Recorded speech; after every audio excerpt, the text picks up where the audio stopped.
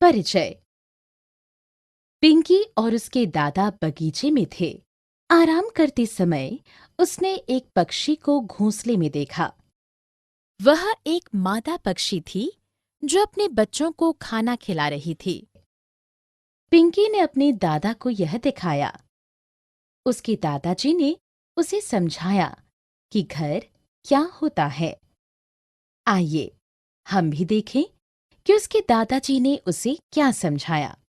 इस अध्याय में आप एक मकान के विभिन्न भागों के संबंध में और इसे साफ रखने के तरीकों के संबंध में जानेंगे। उद्देश्य। इस पाठ के अंत में आप निम्नलिखित सीखने में सक्षम हो जाएंगे। घर क्या होता है, एक घर और एक मकान के बीच अंतर करने में, एक मकान के विभिन्न भागों को जानने में, यह समझने में कि एक अच्छा मकान कैसा होता है। मकान तथा घर। मकान एक ऐसा स्थान होता है जहां हम रहते हैं। यह हमें हवा, वर्षा, गर्मी और सर्दी से बचाता है। यह हमें शत्रुओं व चोरों से भी संरक्षण प्रदान करता है। हम अपने मकानों में प्रसन्न तथा सुरक्षित अनुभव करते हैं। विभिन्न प्रकार के मकान भिन्न भिन्न प्रकार के सामानों से बने होते हैं। हम मकान बनाने के लिए ईंट, सीमेंट, इस्पात और लकड़ी जैसे सामानों का उपयोग करते हैं। घर वह स्थान है जहां कोई मनुष्य रहता है। यह शब्द मकान शब्द की तुलना में अधिक भावनात्मक संबंध रखता है। एक मकान के विभिन्न भाग। एक मकान में भिन्न भिन्न भाग होते हैं जिन्हें कक्ष कहा जाता है। हम ड्राइंग रूम, स्वागत कक्ष में अपने मेहमानों का स्वागत करते हैं। हम रसोई घर में खाना पकाते हैं। हम स्नान घर में स्नान करते हैं। हम शयन कक्ष में सोते हैं। हम अध्ययन कक्ष में पढ़ते हैं। प्रत्येक मकान में एक शौचालय होता है।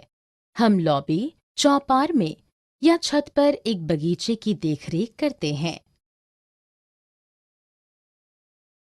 एक अच्छा मकान।